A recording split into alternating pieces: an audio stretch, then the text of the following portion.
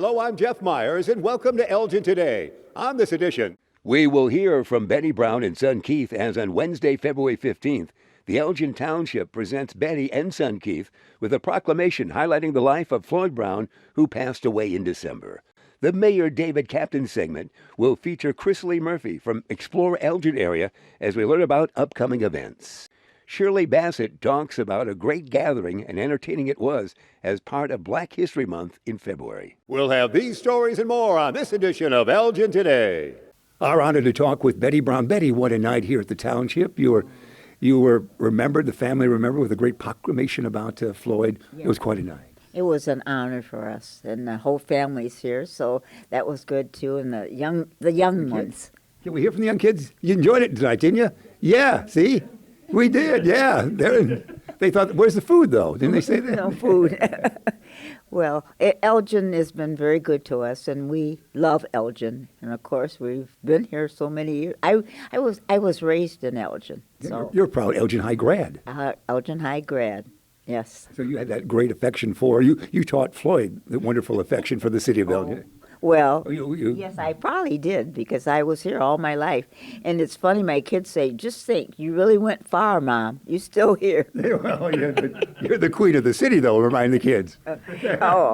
Well, it was a wonderful time. And Floyd had a tremendous career early here in Elgin on WRMN, didn't he? Yes, he did. And he did a lot of things in the city, and then he had the Kane County Fair, and we never missed the fair, and you never missed the fair. That's one of my favorites. That's one of my favorites, to get the turkey. The big turkey leg? Turkey legs. Yeah, yes, that was wonderful. He got so much involved, and he did so much for the city, such as in golf. He was involved with that, and the city tournament. And raising money. Yes, raising money, and with the college, he raised money for the college, and that was something. They said they could not have passed that last referendum if it had not been for Floyd. And he tossed his whole life and soul into that. He did indeed. When he got involved with something, he really got involved. He really did. And then we had follies, and we would be involved in the follies that they had in Elgin, and we would participate in that. Folly, I got to tell you the folly story. I did the 2012 follies, and I was all scripted. So during the first break, Floyd says, "This is not how we know you. Don't do that scripted stuff. Just be yourself." I'm thinking, I'll get fired. It was the 2012 Follies. And Floyd said, "Jeff, that's not the way you are." So it was quite a moment with Floyd. He was so personable with all that. We miss him, don't we? We do. But he left a legacy, so we'll always be doing something. You think of Elgin, you think of Mike Alton, Floyd Brown, do you not? Yes, we do. Thank you. Well, we're delighted. And can you mention can we bring up the members of the family? Yeah. Can we do that right now? Yeah, come on up, kids. Everybody up here. The family's so important. Yes, it is. It's very important. And now we have the young ones. My son goes to all the games with everybody. That's Marcus, his son. Yeah. Oh, yeah. How many generations now? You're too many for me. You tell me. I'm on our fingers. Well, so we're going to get everybody here just for a moment. Okay. And Jeremy will gather us around. Family's so important to you, isn't it? It's very important. And try to attend to all the things. And just like growing up with my children, it was important we had music. Yeah. Because I studied voice for 15 years, and then Keith studied music, and they both played in the Elgin Youth Symphony. Can anybody sing here? Singing, not so much. Multi-instrument, though. That's right. Instruments. What do you play? I play the trumpet. All right. So did you bring it along? No. Well, it's a wonderful family you have, and again, we're so delighted that you kids, you were born here, so Elgin was yours, and then Floyd. I took part in a lot of things, follies and Mrs. Illinois pageants. I remember those. Haven't you had some great pageants? Yes, I've had some wonderful pageants, and I traveled with Miss Illinois for 4 years. And you had a trip to the White House, did you not? Yes, I did. Tell me about that. Well, we had a trip. In what administration, I want to know. Yes, I don't want to. It was almost a design, a clothing design, things like that. Yes. So all the first ladies were designed by you, weren't they? Oh, no. But I wore many of the clothes that the first ladies did wear, right? yes. Wow. All right. Anything else you want to tell us? It was nice tonight with the ceremony that we saw here at the township. We really appreciate everyone that came out, and we had good turnout, and everyone was so supportive, and it was an honor to receive that proclamation that Floyd received. It is the last Friday in February. It's the Black History Month. We're right here at the Edward Schock Center of Elgin with Shirley Bassett. Shirley, what a night this has been. This is a great, exciting venue. Absolutely. We're kicking off the last week of our Black History Month, and we just wanted to make this an exciting, just really a mind-blowing experience for everybody that came out today. So that's what we have set aside. We've had fabulous dancers already. We have a soloist, Reese Jones, that's going to just blow our minds with the songs that she's going to sing of freedom. We had, what else we have tonight? That dance troupe, that tall guy. Tell me about him. Oh, my God. How tall was he? He had to bend down almost, to get in the door. He's so tall. So he's probably, 9 feet tall? And this group comes from where? They come from Chicago. Moya dance troupe from Chicago, out of Chicago, and they're so good. We're thinking about having them back for Juneteenth. So please, will you? Cross our fingers to see if we can get them back, for Juneteenth. That would be great to have. Right now, we're seeing another dance troupe. They're endless, aren't they? Oh, absolutely. They're up for an hour. I don't know who can move that long for an hour, but man, they're doing it tonight. They're doing it. So if you're not here, you're really missing it. So this has been such a great month, and you've been so involved with this. This must make you feel proud. Oh yes, absolutely. Black History Month, just opens up the door for us to do more things, and all throughout the year, AACKC has been just getting out there in the community and just making sure that they see our faces and know that we're there. And Black History is just one of those times where we can just show them what we're about, what we do. You also brought out Lashina Jenkins as our mistress of ceremonies, didn't you? Lashina Jenkins, she's from Evanston, Illinois. She's exciting, to just hear her. She's the mistress of ceremony tonight, and so just to hear her speak and stuff, she lifts your spirit. So that's kind of like why I wanted her to come out, so that she could kick us off, and because people are coming right from work, they're tired and stuff like that. So we have food, we have African food for them to try. Oh my God, it's just a wonderful night. And again, with more of Juneteenth, so we'll always look forward to that, don't we? Juneteenth is coming up, so just be prepared. It's going to be mind-blowing this year because we have so many guests and so many artists coming out. We have vendors, we have sponsors, and so we have the Kids Zone. So if you came last year, you're not going to want to miss this year. It's going to be bigger and even better than last year. So if you want to be a vendor or you want to be a sponsor, make sure that you go to our website or go to Facebook website, AACKC group, or the Juneteenth Festival group.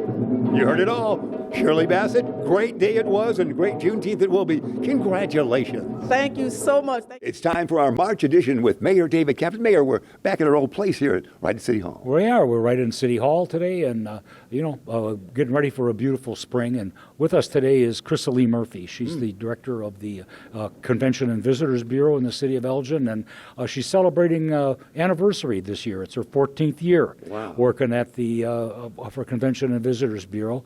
And they do a lot of things and bring people to the city and help spend money here. It's important for us. And they started out, they've had some really great successes with things. And Elgin got turned into, a few years ago, it was kind of surprising, was almost a wedding capital for us. Before the COVID, I think it kind of slowed down after that. But Crystal, tell us some of the things that are changes for this year. What are some of the things that are not going to be done that you did before, and some of the new initiatives you're planning? All exciting in your 14th year, isn't it? It is, yeah, my 14th year. I started off as an intern, now the CEO of Explore Elgin. So yeah, it's been quite the journey. Yes. So one of the new things the mayor touched on was weddings. So we are still pushing to be the weddings capital of Illinois. Yeah.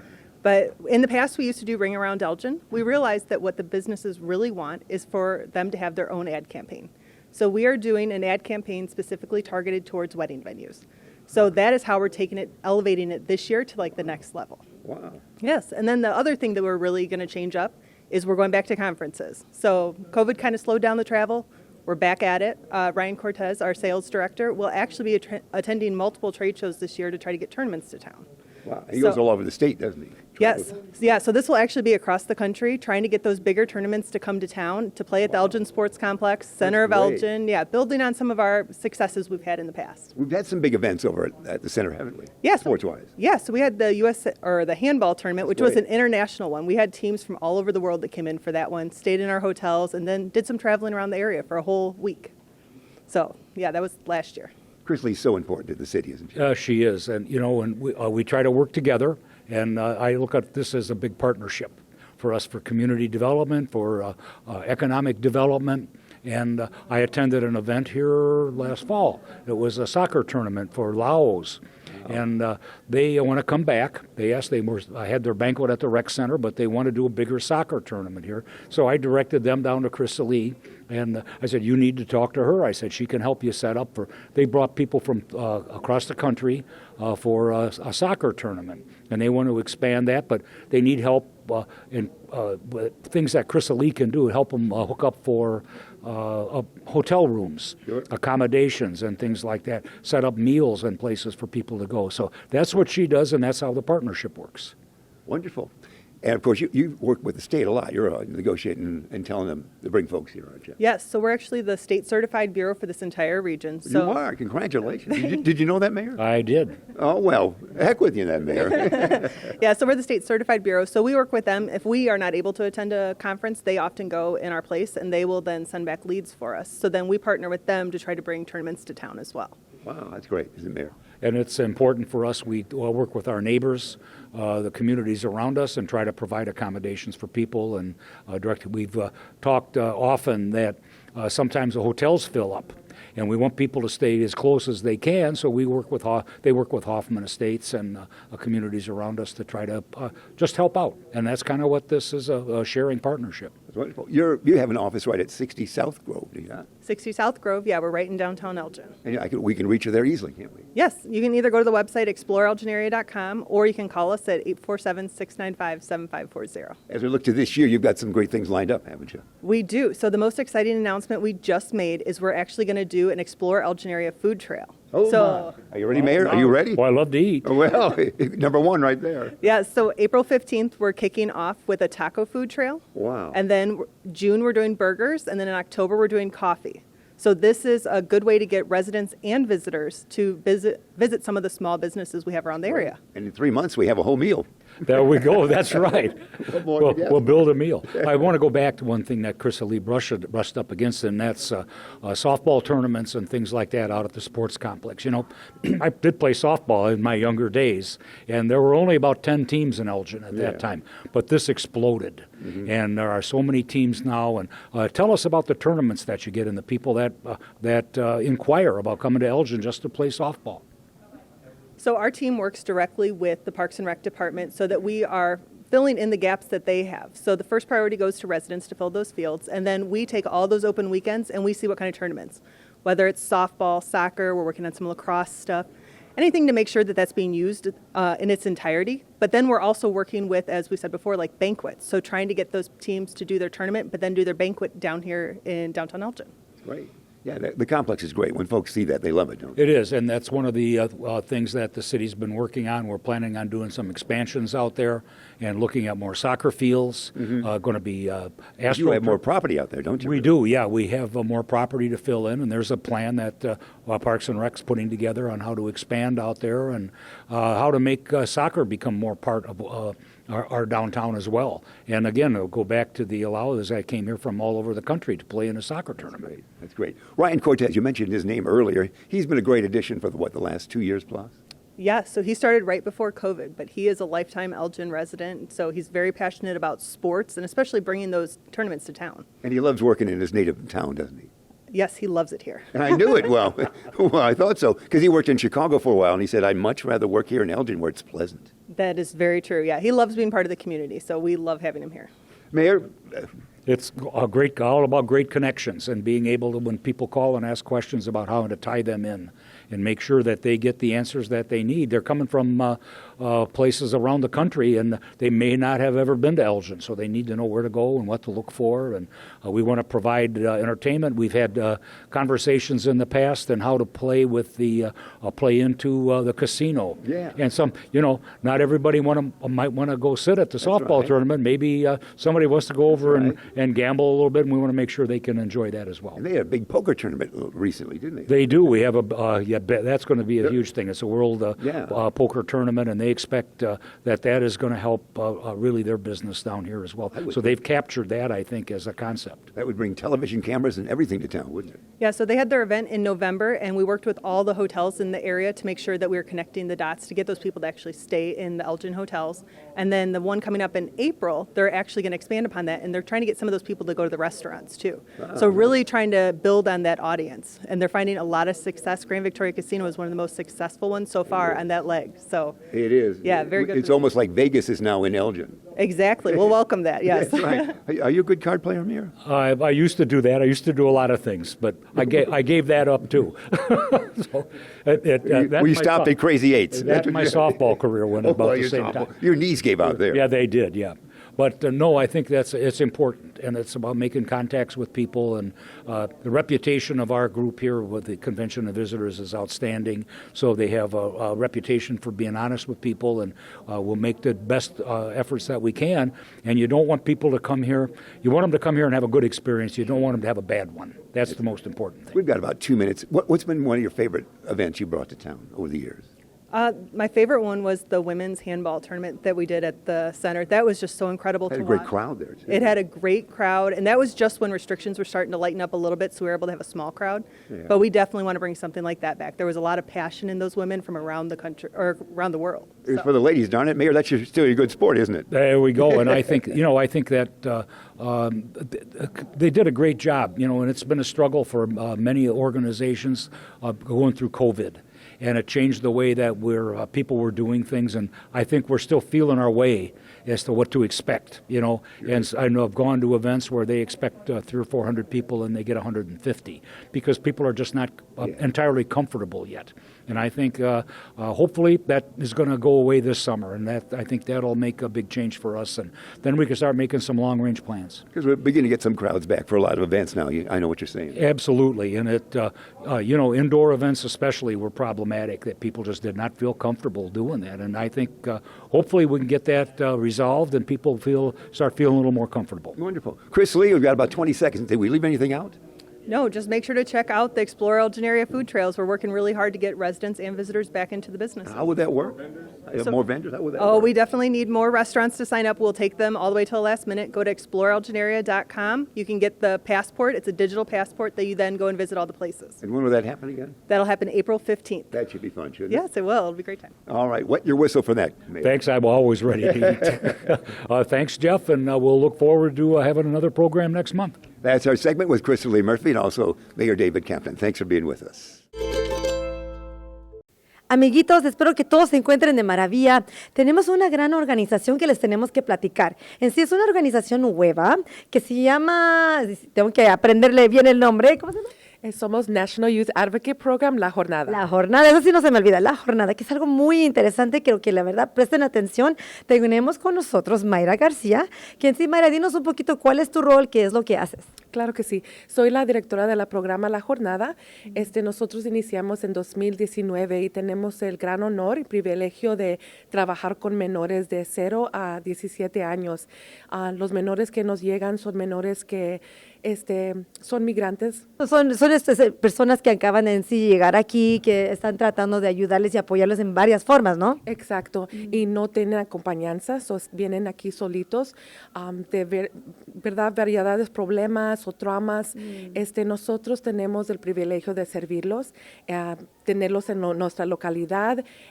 Nosotros proveemos servicios como manejo de caso, consejería, educación, coordinación de médico y más que todo, ¿verdad? Un corazón y un lugar para que ellos se sientan sanos, que ellos sepan que importan a los demás. Nuestro corazón y misión, ¿verdad? Para nuestros niños es que que ellos sean reunificados con sus familiares o con pues, Que se reúnan. Sí, que se reúnan con sus patrocinadores o familiares también. Maribel, dinos un poquito de cuál es tu rol, qué es lo que estás haciendo. Sí, gracias. Yo soy la foster parent recruitment, que trabajo con la comunidad para reclutar padres de crianza. Sí, y eso es algo muy difícil porque en sí tienes que ver las personas que están disponibles, qué es lo que se necesita para si una persona ve y dice yo quiero ser uno de los padres que podemos apoyar, ¿qué se necesita hacer? Claro, primeramente, algunas de las reglas son tener 21 años o más, puede estar soltero, casado y tener espacio, un cuarto disponible en tu casa, tener número social o ITIN. Si tienen el número de ITIN, nada más con eso pueden hacerlo. Sí, exacto. Pueden ser padres de crianza. Yo puedo dar más información en la orientación que tengo para explicar todo el programa. Porque la verdad es, dan ustedes apoyo, dan paso por paso para ayudar a las personas con dudas, educarlos, entrenamientos también. Sí, exacto, entrenamientos para ser padres de crianza y para obtener su certificado en el estado de Illinois, para poder serlo. ¿Y tienen que tener cierta cantidad de dinero para ingresos para poder apoyarlos o qué se necesita aparte de en sí registrarse? No, lo básico es tener el cuarto disponible para poder recibir niños y no una cantidad de dinero cierta, pero poder apoyarlos. Que uno no esté batallando para poder comer y poder darles alimentaciones a ellos. Exacto, sí. Sí, muy bien. Sí, tenemos orientations de más información. Me pueden llamar y yo le puedo dar toda la información. Para si una persona está interesada, se pueden comunicar contigo. Maribel les va a dar información. Ahorita vamos a poner sus datos para hacer el caso. Y como es una organización nueva, necesitan personas para que les apoyen. Sé que están buscando voluntarios, pero también tienen unas personas porque ustedes revisan a los niños, tienen otra empleada ahí también que les están apoyando. Sí, porque nosotros nada más tenemos los niños por cierto tiempo, ¿verdad? Pueden estar con nosotros de 10 hasta 120 días con nosotros, dependiendo cómo está su caso, si tenemos el nombre de sus padres o un patrocinador para ellos. Pero durante ese tiempo nosotros preveemos los servicios y uno de esos servicios son la coordinación médica. So, tenemos con nosotros a una staff member, una colega súper amazing, increíble. Que siempre da más de lo que uno espera, ¿verdad? Exactamente, así como a Maribel. Siempre bien sonriente, ella me encanta, porque siempre nos hace sentir muy con calor, amor, y siempre bien brindando esa sonrisa que de veras hace sentir, me imagino, los niños muy cómodos, muy... Exactamente, queridos. sí. Los niños necesitan personas que trabajen con ellos, que quieren trabajar con niños, que les den apoyo, que le den cariño y que de verdad que aprendan cómo manejar el programa también. La parte médica de mi colega Iris, ella le va a explicar un poquito más lo que ella hace al diario mientras que tenemos a los niños con nosotros. Lo que yo hago es buscar proveedores médicos para proveerles esos servicios a los niños.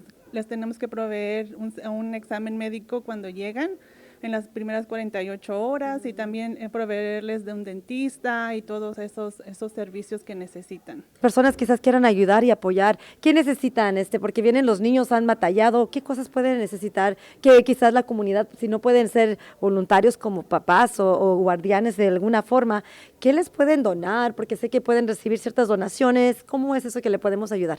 Estamos muy agradecidas, ¿verdad?, por esta oportunidad. Lo que los niños necesitan muchas veces son abrigos, pueden ser zapatos, libros. Estamos buscando todos los quieren libros. nuevo, tienen que ser nuevo, importa, no importa. Sí, la verdad es que queremos mostrarle amor y cariño y darles cosas nuevas, ¿verdad? Porque ya en su viaje ya han usado muchas cosas usadas.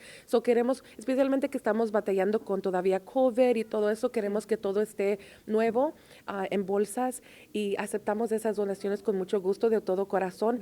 Lo que pueda ser medias también, ropa, tarjetas de regalo también, de Target, Walmart, cualquier lugarcito. Se puede hacer varias cosas. Es verdad.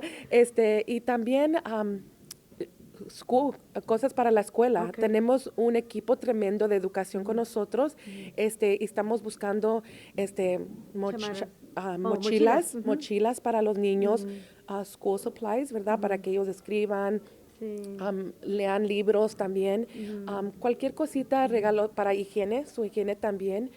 La verdad, lo que a alguien se le nace en el corazón, lo recibimos con gusto. Hoy tengo la gran compañía de mi querida amiga Lenda Ramírez, quien sí vamos a estar hablando un poquito de una academia que es para los jóvenes, especialmente porque muchas personas no sabemos que hay tanta ayuda en nuestra comunidad para que nuestros jóvenes puedan ir a la escuela.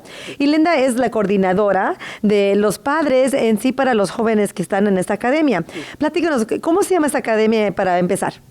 Se llama Youth Leadership Academy.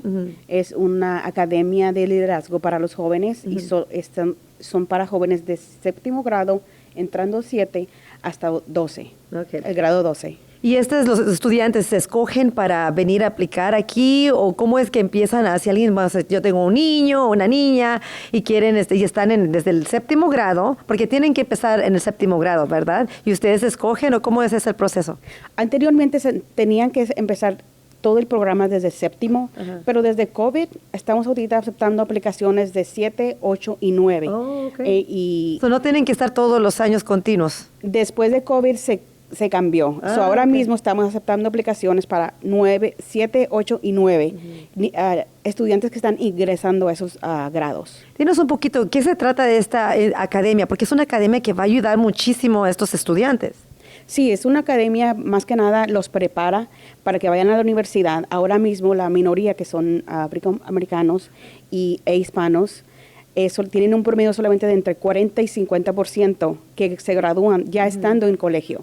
Esta organización ayuda para que se queden y no solamente tiene que ser una carrera larga, también estamos ayudando para carreras técnicas, como vocacionales más o menos. Sí, vocacional. Entonces, más que nada los preparamos a ellos. Y es una creación grandísima. Tenemos el programa aquí, la Universidad de Judson nos ayuda a hacer las clases y... Pues en sí, realmente lo que es ayuda con los estudiantes para el liderazgo, porque creo que les ayudan para liderazgo, ¿cada cuándo se ven? No son 2 sábados por mes.